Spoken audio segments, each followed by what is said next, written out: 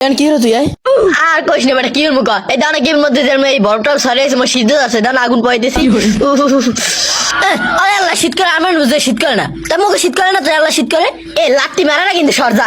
আইসা একটা কটকটি ড্রেস পরে আছে শীত লাগে কেমনে মানে মোর আছে আমি মুই পেয়েছি আর তাই তুই এই লেজুর কাটা ড্রেস পিনতেছ কর আমি গরিব খালের বাড়ি আমার বাড়ি জঙ্গলে আমি আগি এবার খালে ইয়ে হুসি কয় কি